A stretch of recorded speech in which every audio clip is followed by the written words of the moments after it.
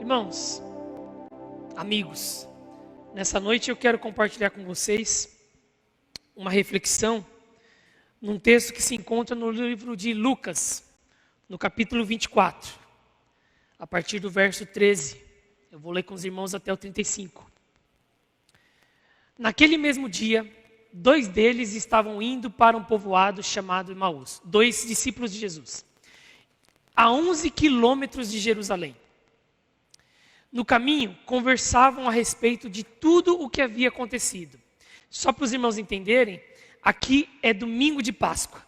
Jesus havia sido crucificado. Enquanto conversavam e discutiam, o próprio Jesus se aproximou e começou a caminhar com eles. Mas os olhos deles foram impedidos de reconhecê-lo. E ele lhes perguntou: sobre o que vocês estão discutindo? Enquanto caminham, eles pararam com os rostos entristecidos, e um deles, chamado Cleopas, perguntou-lhe: você é o único visitante em Jerusalém que não sabe de tudo o que aconteceu ali nos últimos dias? Que coisas? Perguntou ele. O que aconteceu com Jesus de Nazaré? Responderam eles. Ele era um profeta, poderoso em palavras e em obras diante de Deus e de todo o povo. Os chefes dos sacerdotes e a nossa autoridade o entregaram para ser condenado à morte e o crucificaram. E nós esperávamos que ele era ele que ia trazer a redenção a Israel. E hoje é o 3º dia desde que tudo isso aconteceu. Algumas das mulheres entre nós nos deram um susto hoje. Foram de manhã bem cedo ao sepulcro e não acharam o corpo dele. Voltaram e nos contaram que ele tinha ressuscitado, visto os anjos e disseram que ele está vivo. Alguns dos nossos companheiros foram no sepulcro e encontraram tudo exatamente como as mulheres haviam dito. Não o viram, o corpo não estava lá. E ele lhes disse: como vocês custam a entender e como demoram a crer em tudo o que os profetas falaram? Não devia o Cristo sofrer todas essas coisas para entrar na sua glória? E começando por Moisés e todos os profetas, explicou-lhes o que constava a respeito dele em todas as Escrituras. Ao se aproximarem do povoado para o qual estavam indo, Jesus fez com quem ia mais adiante, como quem fosse seguir viagem. Mas eles insistiram muito com ele: fique conosco, pois a noite já vem. O dia já está quase findando, então ele entrou para ficar com eles. Quando estava à mesa com eles, tomou o pão, deu graças, partiu-os e deu a eles. Então os olhos deles foram abertos e o reconheceram. E ele desapareceu da vista deles. Perguntaram-se uns aos outros: não estava queimando o nosso coração enquanto eles nos falavam no caminho e nos expunham as Escrituras? Levantaram-se e voltaram-se imediatamente para Jerusalém. E ali encontraram os 11 e os que estavam com eles reunidos, que diziam: é verdade, o Senhor ressuscitou e apareceu para Simão. Então os 2 contaram o que tinha acontecido no caminho e como Jesus fora reconhecido por eles quando partiu o pão. Senhor, em nome de Jesus, que seu Santo Espírito esteja conosco agora nessa reflexão e nos ajude, ó Pai, a olhar para esse contexto que nós estamos vivendo, à luz da Tua verdade e das Escrituras. Irmãos, como eu mencionei, era domingo de Páscoa. Dias antes, na sexta-feira anterior, Jesus havia sido condenado, torturado, crucificado, morto e sepultado. E na madrugada do domingo, ele havia ressuscitado, mas para esses 2 homens, para esses 2 discípulos, que não criam na ressurreição, o corpo apenas havia desaparecido. Então, em dor, frustrados e tristes, eles decidem voltar para sua terra de origem, que ficava a 11 quilômetros de Jerusalém. E é neste momento que o texto que eu li com vocês os encontra. Eles estão na estrada de Emaús, que significa águas quentes, provavelmente devia ser uma cidade com águas termais. E nós encontramos Cleopas e o seu companheiro, que muitos acreditam ser o seu irmão ou apenas um companheiro de fé que morava, que era da mesma cidade. E eles estão então retornando para Emaús, frustrados, tristes e em dor. E é possível entendê-los, porque dias antes estava tudo bem. Poucos dias antes, eles nem podiam imaginar que tudo isso poderia acontecer. Dias antes, Jesus estava no ápice do seu ensino. Durante anos, ele vinha percorrendo as cidades, ensinando a respeito de Deus. Pessoas estavam sendo transformadas e o impacto naquela sociedade estava sendo visível. Demônios eram expulsos, enfermidades eram curadas, os surdos ouviam, os cegos viam, os aleijados voltavam a andar, os mortos ressuscitavam, o reino de Deus havia chegado. Eram só sinais de bênção. Naquele momento especial, era só alegria. Tudo estava acontecendo conforme eles esperavam. O Messias havia chegado e ele iria então assumir o seu papel e libertar Israel. Essa era a expectativa deles. Dias antes, Jesus entrou em Jerusalém aclamado pelo povo, montado no burrinho, enquanto o povo celebrava a sua entrada. No entanto, num curto período de tempo, para esses homens, tudo foi por água abaixo.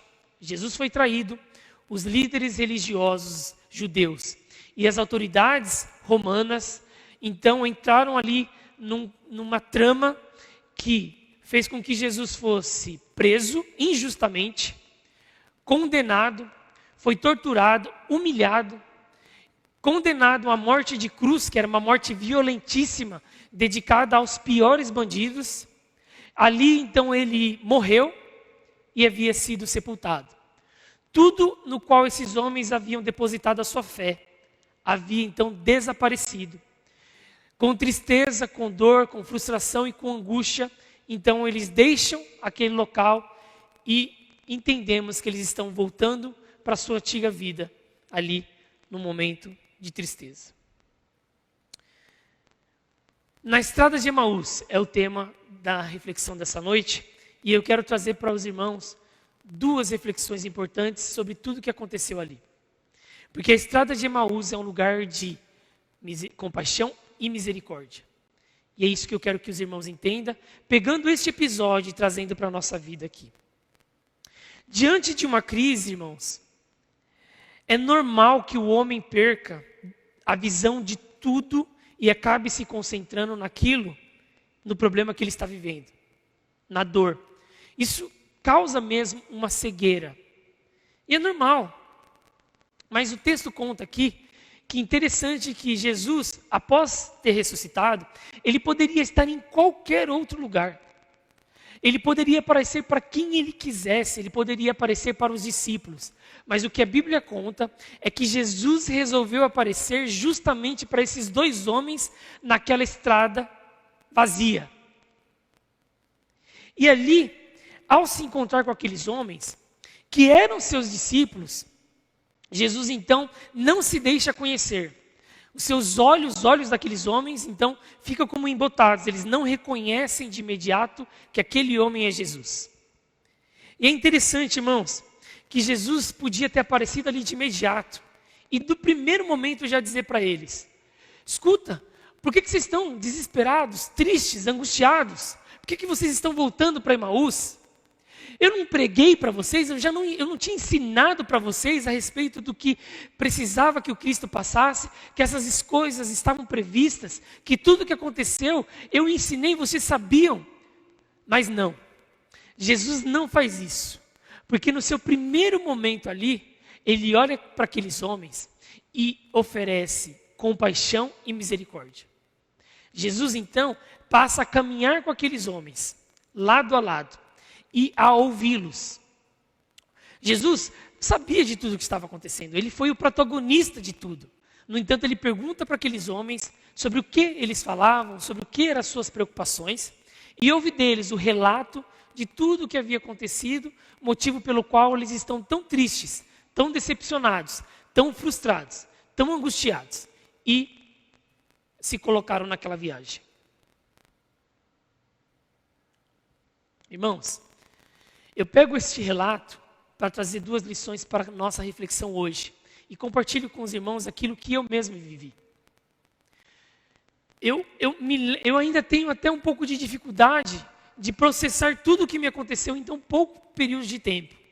Mas eu me lembro que num último sábado, eu estive tomando café da tarde com meus pais, que estavam, não trabalham, né, não estavam trabalhando em função da pandemia, do isolamento. Eu também faço home office, a minha mãe é aposentada, o meu pai, a atividade dele estava paralisada. Minha esposa não está trabalhando porque a atividade dela é eventos, então durante todo esse ano ela não trabalhou. Estávamos em casa em isolamento, tenho um filho de 5 anos que gosta muito dos avós, a gente então preservou ali o convívio com meus pais. E foi num sábado, o último que eu me lembro, o último que estivemos todos juntos, em que nós tomamos café da tarde, comemos bolo de cenoura que minha esposa e minha irmã prepararam, com cobertura de chocolate, e minha mãe estava toda feliz ali, porque estávamos estreando um jogo de xícaras novos que ela tinha comprado. Estava tudo bem. Apesar da pandemia e de tudo o que está acontecendo no mundo, nós conseguimos preservar o protocolo, conseguimos nos manter juntos, estávamos em casa, não impactados financeiramente, porque meu pai continuou recebendo, apesar de estar em casa. Eu tenho exercido minha profissão home office, estava tudo bem. Nunca poderia imaginar que no domingo seguinte, quando meu pai manifestasse sintomas, a minha vida ia mudar completamente. E foi assim que aconteceu. Meu pai manifestou sintomas, ele então foi diagnosticado rapidamente com a Covid. E nos dias seguintes daquele sábado, daquele domingo, minha mãe, minha irmã, eu, minha esposa, também manifestamos e começamos a ter sintomas. Meu filho, graças a Deus, não manifestou nada.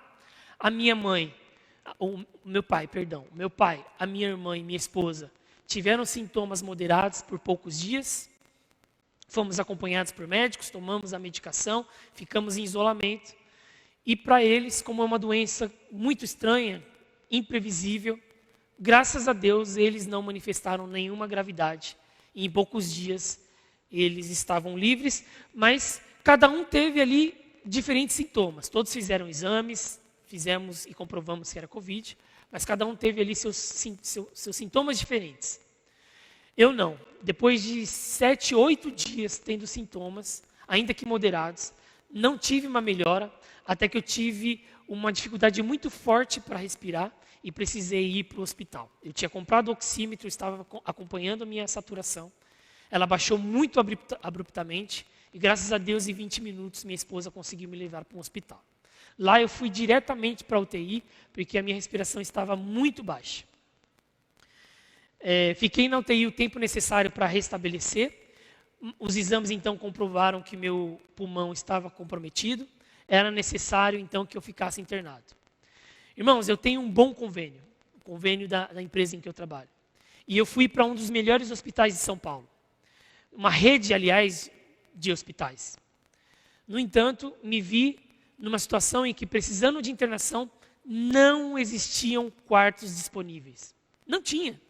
Não importa quão bom era o convênio, e vi muitas pessoas desesperadas, porque tinham boas condições financeiras, tinham dinheiro para investir caso fosse necessário, e ouviam ali dos médicos, não tem quarto aqui, não tem quarto em nenhum hospital da rede, não tem quarto em hospitais em a qual nós estamos recorrendo, não tem quarto. A crise é grave. Foi ali, então, que eu me deparei e ali fiquei. Fiquei ali por 3 dias. Numa área reservada a pacientes de Covid, uma área chamada de área de observação. Não eram quartos, eram camas separadas por cortinas, era um esquema de campanha. Eu vi então a realidade de médicos e enfermeiros se desdobrando para cuidar de pessoas que não paravam de chegar, fazendo plantão, hora extra, se desdobrando atividades, cansados, e aquela realidade apavorante que estava ao meu redor, de pessoas que chegavam, pessoas que pioravam, pessoas que morriam. Cheguei a compartilhar com os irmãos via WhatsApp que eu estava vivendo. Houve uma noite até que eu chorei, ouvindo o choro das outras pessoas, porque você não pode ficar com acompanhante, então você fica sozinho. Pessoas da minha idade, desesperados, porque não podiam deixar os seus filhos sozinhos. Avós, pais, tios, enfim. Uma situação de pavor, uma situação que realmente é assustadora. E eu me vi ali por 3 dias sem tomar banho, porque existia um banheiro longe, ali numa estrutura. Eu não conseguia ficar de pé muito, porque a minha respiração estava muito difícil. Então eu nem arrisquei de tomar banho, fiquei ali aguardando. Foi graças a Deus, minha irmã, minha esposa, o RH da minha empresa, uma prima, que batalharam até conseguiram um quarto para mim. E num domingo, então, 3 dias depois de estar ali, eu consegui ser internado, fui transferido para um outro hospital. E lá, então, fiquei internado. Passei por uma bateria nova de exames e uma nova abordagem de tratamento e de remédios. E fiquei internado ali por mais 6 dias, quando efetivamente eu consegui ter uma melhora. Não foram dias fáceis, a respiração era muito difícil. Fazer qualquer atividade, mesmo tomar banho, era uma questão desafiadora, era praticamente impossível fazer sozinho. Então eu vivi essa situação, mas aos poucos eu vivi uma melhora. O que eu não sabia, e que minha família tomou cuidado de não me deixar saber, para que eu pudesse então me recuperar, foi que enquanto eu estava internado e passando por isso, a minha mãe também teve uma piora, ela também foi internada, e ela também lidou ali com complicações. Minha mãe era diabética, tinha 68 anos, Dona Maria Osana. Então, enquanto eu estava internado, a minha mãe piorou, foi entubada. E no dia que eu tive alta, numa quinta-feira, então, achando que o pior tinha passado, eu me descobri, então, vivendo um novo pesadelo. A minha mãe estava num estado muito crítico. E eu pedi muitas orações, compartilhei, participei de uma live da igreja. E no sábado, ou seja, eu tive alta na quinta, no sábado, a minha mãe, aprove o Senhor recolher a minha mãe. Nós não chegamos a nos encontrar. Vivi o pesadelo de que é perder uma pessoa durante a Covid.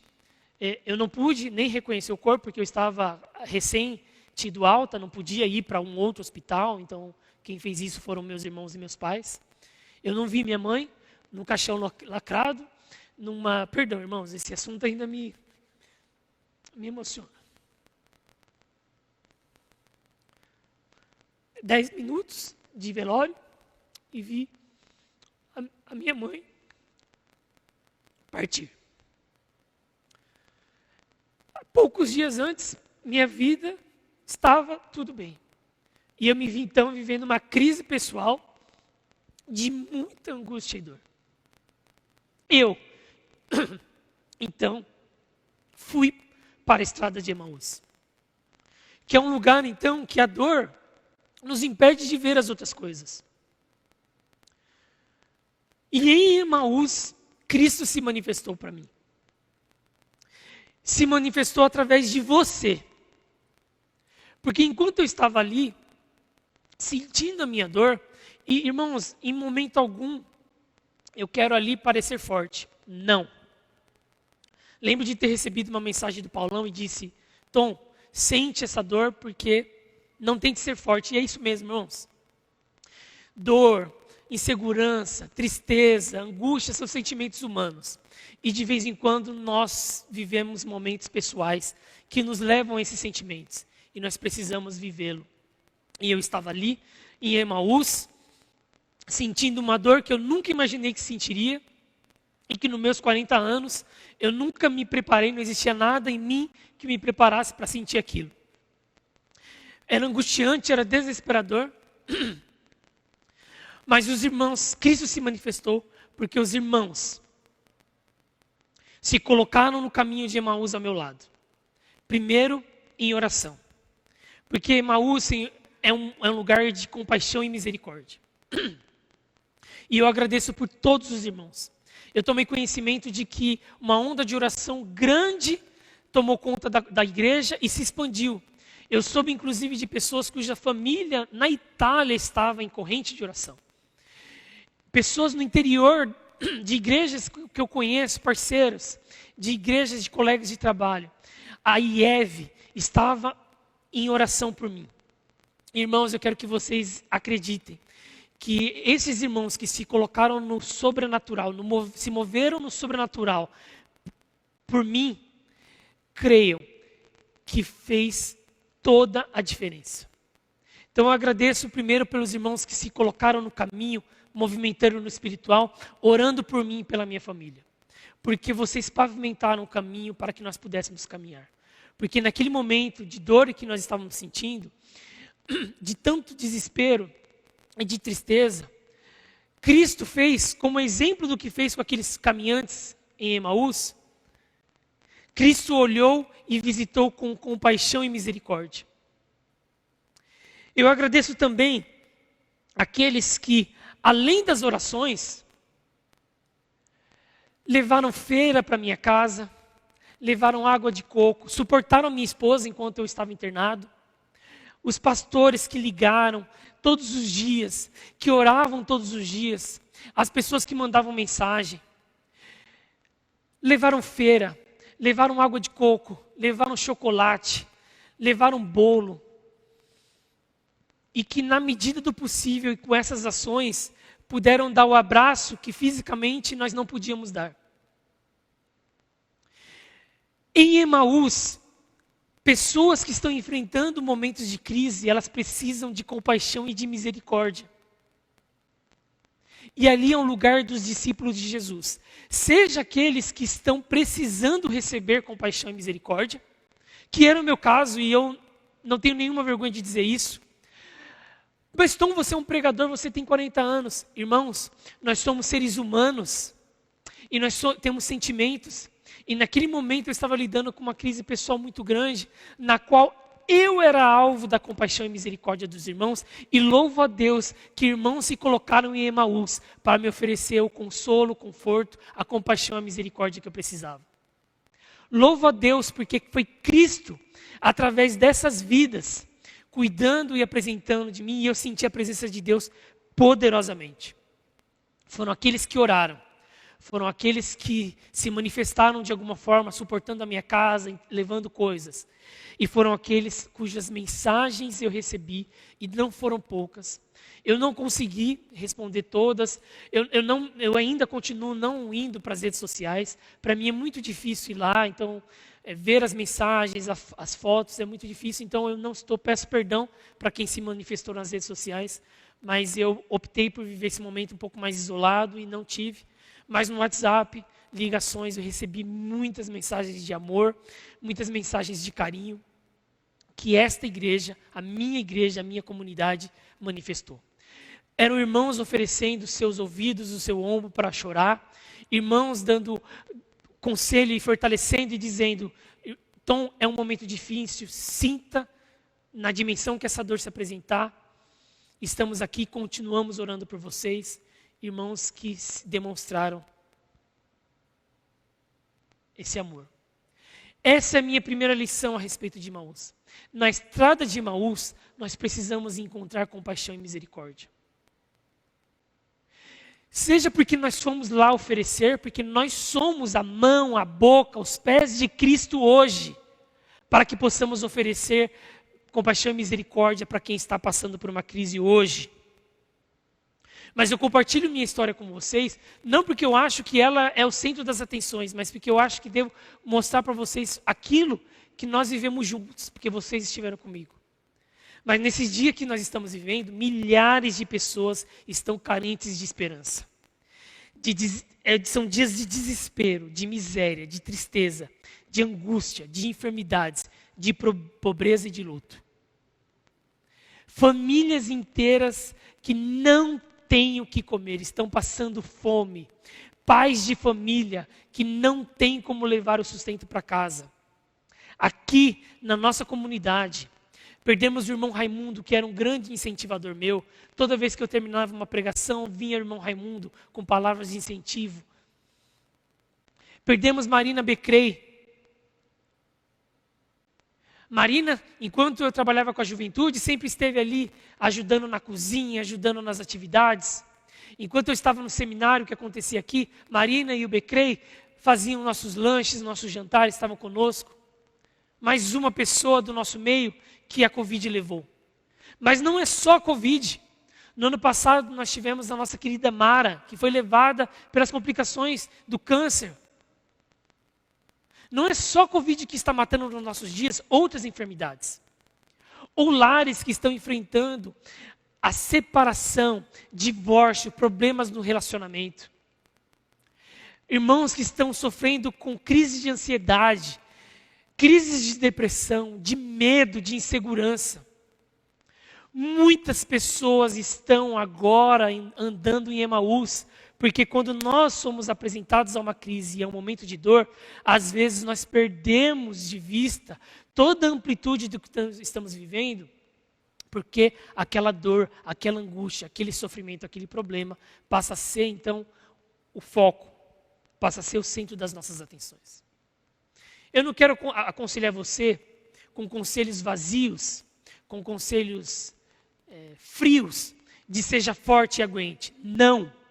Quando a dor se apresenta diante de nós, e nós, discípulos de Cristo, estamos sujeitos a passar pela dor, esqueça o que pastores de outras igrejas triunfalistas estão dizendo, que nós não ficamos doentes, que nós não podemos sofrer. Isso não é verdade. O próprio Cristo, de qual os lábios jamais saíram mentiras, disseram que nós podíamos passar pelo vale da sombra e da morte, mas que Ele nunca nos abandonaria. Então significa que nós possamos passar, e a realidade é que muitos dos nossos irmãos foram infectados.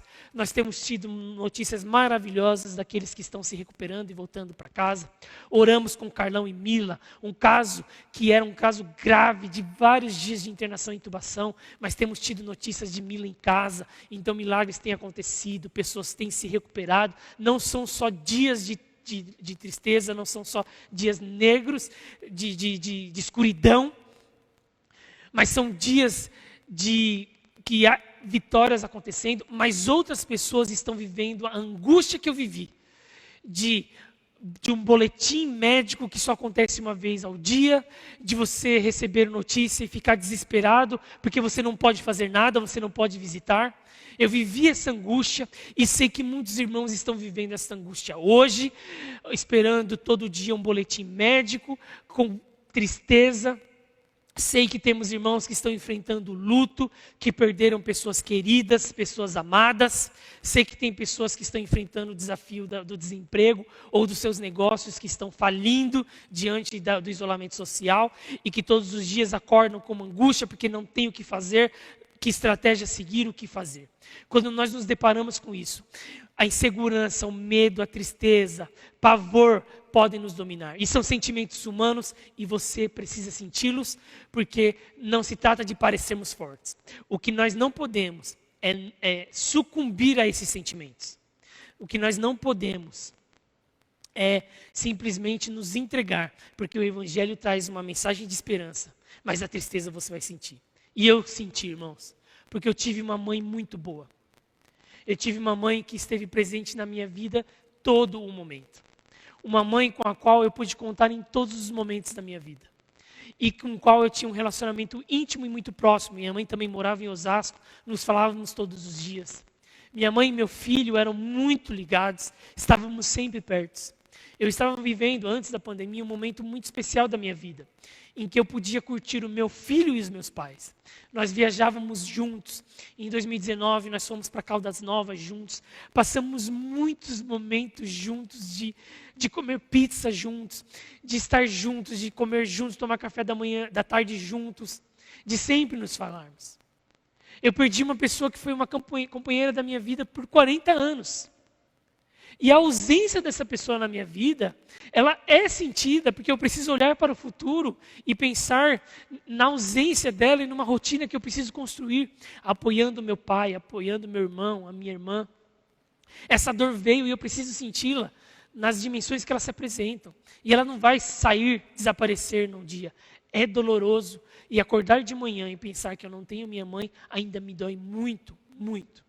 E sempre que eu falo dela, e sempre vou me emocionar, e sempre vou chorar, talvez daqui a 10 anos eu vou continuar me emocionando, porque eu perdi algo, uma pessoa muito especial que vai me fazer muita falta. E eu sei que você talvez esteja vivendo um momento pessoal também de muita dor, e que você está em Emaús. E que eu quero dizer que Cristo entende o nosso momento. E quando nós estamos lá, Ele não nos cobra porque conhecíamos ou não conhecemos, porque sabemos ou não sabemos. Ele oferta compaixão e misericórdia, e foi isso que a igreja colocou diante de mim e que eu recebi.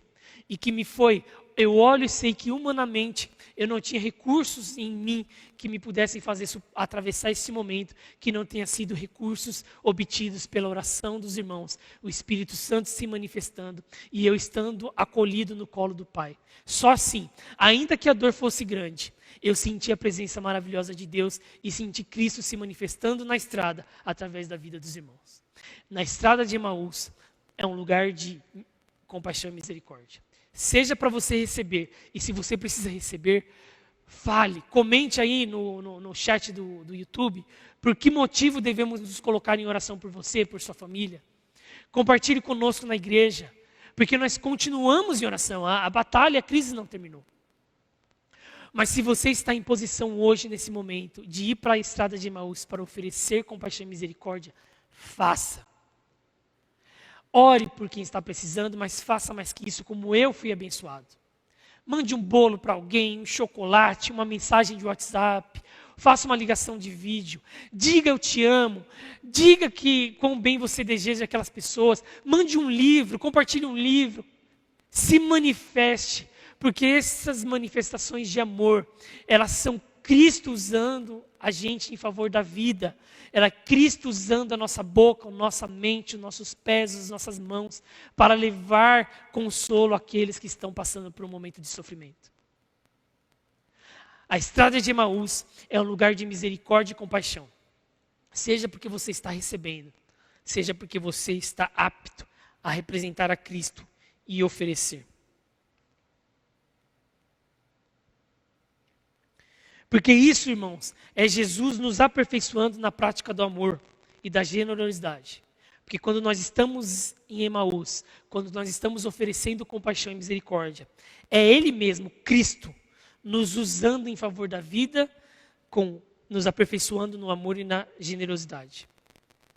Nesses dias de crise, de desespero, de pavor, de medo, de insegurança, de luto e de tristeza, nossas vidas como sal e luz da terra, como filhos de Deus, tem que ser um testemunho do amor de Deus e para todos que estão em sofrimento.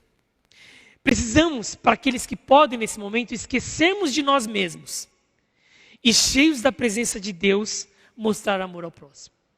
Neste momento, eu estava retraído, em luto, sentindo a minha própria tristeza. Com a minha família, então eu fui alvo do amor e da misericórdia. Mas tão logo, eu também estarei em Emaús para ser ferramenta nas mãos de Jesus para oferecer. Mas se você está hoje na posição de oferecer misericórdia e compaixão, faça, porque é Cristo através de nós fazendo isso. No entanto, irmãos, a história não termina aí. Cristo em Emaús, ele então se colocou na estrada com aqueles dois viajantes, ofereceu compaixão e misericórdia, passou a andar junto com eles, ouviu o que eles tinham a dizer, comeu com eles, ofereceu amor, esteve presente. E isso que eu acabei de compartilhar na primeira lição que essa história traz. Agora quero comentar a segunda e a mais importante. Quando Cristo, então, se manifesta, no momento oportuno, Jesus não se atém às circunstâncias. O que a Bíblia fala é que Jesus, então, vai levar luz àquele momento de dor, de insegurança, de dúvida, de medo, de tristeza, de sofrimento, de luto. Jesus ignora as circunstâncias. Jesus poderia, então, andar junto com eles e ficar falando das circunstâncias. Vocês viram como eu passei por um julgamento injusto? Vocês viram como eles me torturaram, me bateram de forma violenta? Vocês viram como zombaram de mim? Ou então Jesus podia olhar para o futuro que ele conhecia e podia dizer assim, olha, vai piorar, porque à medida que eu for para os céus, enviarei o Espírito Santo, mas os convertidos passarão a ser perseguidos. Não! Jesus não se ateve às circunstâncias, ao contexto. Ainda que Jesus entendeu que eles estavam sofrendo e demonstrou compaixão e misericórdia, nesse momento Jesus não se prende ao contexto em que eles estão. Jesus, então, o texto em Lucas, no capítulo 24, no verso 25 e 27, diz o que Jesus fez. Diz o seguinte: então Jesus lhes disse: como vocês custam a entender, como demoram a crer em tudo que os profetas já falaram? Já não devia o Cristo sofrer essas coisas? Eu não ensinei vocês? Cristo devia sofrer para entrar na sua glória.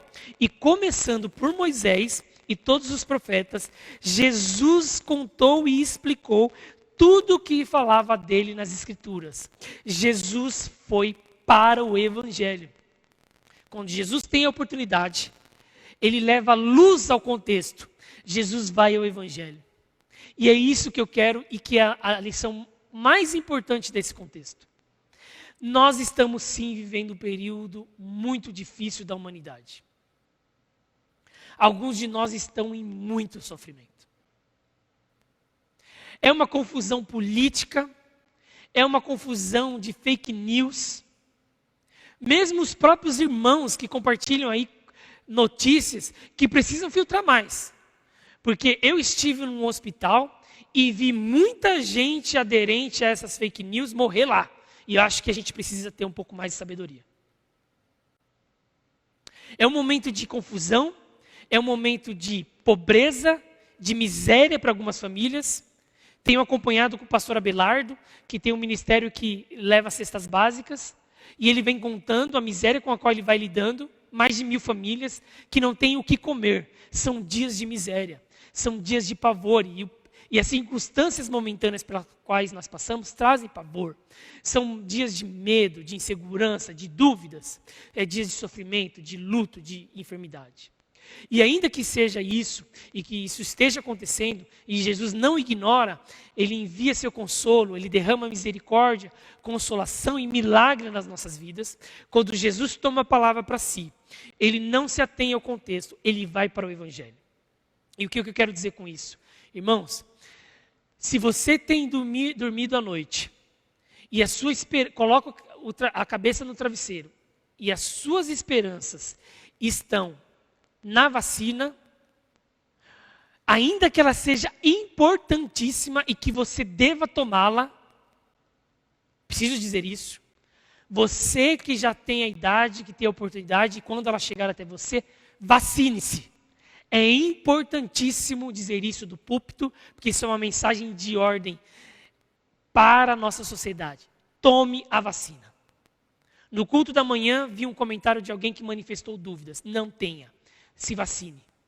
É a única forma que nós temos de começarmos a avançar. Dito isso, se você, ainda que a vacina tenha toda essa importância, se você tem ido dormir colocando a sua esperança na vacina, ou se você tem ido dormir colocando a sua esperança no governo, ou se você tem ido dormir colocando a sua esperança nas próximas eleições, ou colocado a sua esperança na sua conta bancária, ou colocado a sua esperança no seu emprego que você não perdeu, você está em dias de desespero. Porque a nossa esperança, ainda que essas coisas todas são importantes, ainda que eu, como você, clamo para que a economia se restabeleça, para que a população se vacine e para que nós passemos por esse período, ainda assim, a nossa esperança está em Cristo Jesus e não nessas coisas. Quando Cristo apresenta o Evangelho para Cleopas e seu companheiro, é isso que Cristo está dizendo, que apesar das circunstâncias, o Evangelho dizia que aquilo ia acontecer, porque a morte de Cristo na cruz conseguiu uma vitória para nós. E nós em Cristo somos mais do que vencedores. Jesus retoma o foco para o Evangelho. Só Deus, irmãos, pode suprir nossas angústias e medos. E nós temos em Cristo vida triunfante que Jesus nos dá através da sua vitória sobre a morte. O nosso Redentor vive. E nele nós somos mais que vencedores. E aí você me fala, mas Tom, quem é você para falar de vitória? Você está aí chorando no culto, você acabou de dizer que passou dias internado, sofreu, perdeu sua mãe. O que você sabe sobre vitória? Porque a vitória que nós conseguimos em Cristo, ela não está vinculada ao contexto e às circunstâncias que nós estamos atravessando. Ainda que Deus envie o Consolador, ainda que nós temos recursos em Deus para atravessar, ainda que Deus se manifeste milagrosamente nos desafios do dia a dia, a nossa vitória está em Cristo Jesus e na sua morte na cruz. Nossa vitória foi Ele morrer em nosso lugar, e nos resgatar de uma vida de pecado, de sofrimento, de isolamento do Pai, nos tornar filhos de Deus, nos salvar, nos redimir e nos transformar. Em Cristo nós temos vida e vida em abundância. Em Jesus nós temos o consolo do Espírito Santo, que todos os dias caminha ao nosso lado, trazendo consolo, mais transformação e ensino. Em Cristo nós somos chamados filhos de Deus e olhamos para o céu e sabemos que nosso Pai está lá e que Ele proveu a forma de nos aproximarmos, de estar conosco. Em Cristo e no Evangelho nós temos a nossa esperança final. Por isso, irmãos, eu choro e digo para vocês que às vezes no chuveiro, vendo uma foto, eu ainda choro de saudade da minha mãe. Eu tive uma mãe muito boa, tenho que dizer isso para os irmãos. Mas eu tenho em Cristo a esperança de que eu e ela iremos nos reencontrar. Porque minha mãe tinha esperança em Cristo, ela tinha uma fé simples, mas uma fé firme. De forma que eu sei que em algum momento Deus vai permitir, na nossa história vindoura, na eternidade que virá, que eu mais uma vez possa colocar os meus ombros, minha cabeça nos ombros da minha mãe, e mais uma vez nós possamos nos reencontrar. Eu creio nisso, e essa esperança me conforta. A esperança da igreja é Cristo, ainda que você esteja passando por momentos difíceis. Ainda que você não esteja passando por momentos difíceis. A esperança da igreja é Cristo Jesus e no que Ele fez para nós. É a vida e esperança que Cristo nos dá. É o Evangelho e não as circunstâncias. Por isso, irmãos, eu já encerro. Em Emaús, os discípulos de Jesus encontram compaixão, misericórdia. Encontram Cristo e o seu Evangelho. O sofrimento faz parte da nossa vida? Sim. Em alguns momentos ele será tão intenso que você estará ali desconectado de todo o resto. No momento ali de dor, de crise, de sofrimento. Ali você encontrará misericórdia e compaixão de Cristo manifestado na vida dos irmãos. Mas não podemos nos esquecer que você não pode se entregar a esse sentimento de desespero e medo. Você precisa voltar a olhar para frente e ver que a nossa esperança está em Cristo Jesus, na sua morte e no seu Evangelho. Que possamos nos lembrar disso, que dependemos uns dos outros e que na vida não há espaço para o egoísmo. Somos portadores de amor e generosidade, especialmente nesses dias tão difíceis. Que possamos então, como igreja, continuar sendo isso, Ieve, que eu vi você ser e que eu senti na minha vida, portadores de esperança, portadores de amor e portadores de generosidade. Eu recebi, quando vocês estiveram em Emaús, caminhando ao meu lado, espiritualmente, eu recebi isso de vocês. Continuemos sendo isso. Deus nos alcançou e trouxe para nós uma visão mais ampla da vida. E ainda que estejamos atravessando um momento de sofrimento e que vamos sentir, e que se você precisar chorar, chore. Se você precisar se isolar, isole. Se você precisar parar o que está fazendo, pare. Porque nós somos humanos. E esses sentimentos precisam ser sentidos, mas não se esqueça que nós vamos superá-los, porque nossa caminhada continua. Cristo se apresenta diante de nós e Ele traz a mensagem de esperança final, o seu Evangelho, que é a esperança no seu sacrifício, na sua volta e não nas nossas circunstâncias. Por isso, eu encerro aqui, irmãos. Estar em Emaús não é fácil, mas eu penso que deve ser muito pior para aqueles que não podem viver essa experiência crendo na esperança de Cristo. Para aqueles que não vivem essa experiência num ambiente de amor e de comunidade, de família, que eu tive a minha, que me apoiou muito, e de uma igreja que se colocou à disposição ao meu lado em oração, em generosidade e em amor. Penso que pior ainda é olhar para as circunstâncias e não ter a esperança de Cristo, a esperança no Evangelho, a esperança de que fomos salvos e que no futuro estaremos todos com Cristo. Por isso é nosso papel levar compaixão e misericórdia. Eu encerro aqui, dizendo para você, discípulo de Jesus, no momento que você está passando, em Emaús você vai ser consolado. Em Emaús também o Evangelho vai forte, fazer sentido, vai ser vivo para você. E eu encerro dando um conselho, baseado na minha esperança. Não é só manifestar compaixão e misericórdia para os nossos irmãos que estão em sofrimento, ou para os nossos próximos, que sabemos estão em sofrimento, em crise, neste momento. Se você tem pessoas que você ama, se elas estão do seu lado, se elas estão vivas, ainda que tenha acontecido no passado, motivo de dor, motivo de mágoa, é hora de você exercitar compaixão, misericórdia e perdão. Elinho, de manhã, eu estive com ele no culto da manhã, falou sobre 7 características da igreja saudável. E uma delas é a manifestação do perdão. É hora. Não falei com Ilana, mas vou dar um exemplo dela. Eu vi, minha esposa mostrou no Instagram, uma foto dela com a mãe, ela fazendo uma homenagem com a mãe. Se você tem a oportunidade de fazer isso hoje, faça. Beije, abrace. Se você estiver isolado junto, né? Beije, abrace, se estiverem aí em casa juntos. Diga eu te amo. Diga o quanto você quer bem. Perdoe os problemas, porque a vida é um trem-bala. Um dia está tudo bem, no outro aquela pessoa não está.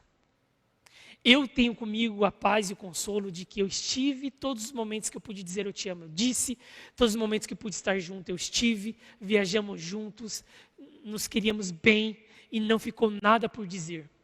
Só uma saudade dura, grande, mas não ficou nada.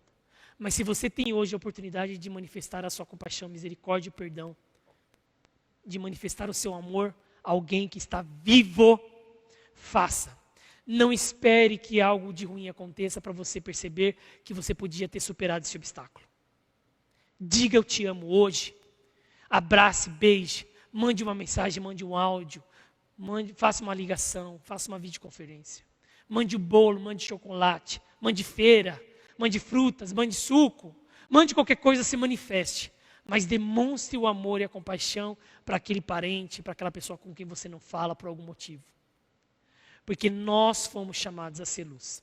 E não espere que a vida traga circunstâncias em que essas coisas não sejam mais possíveis. Esse é meu voto nessa noite. Agradeço você que esteve comigo. Oro para você, e vou ver se alguém aqui comentou no chat algum motivo pelo qual devemos orar. Vou orar por você. Que Deus te abençoe.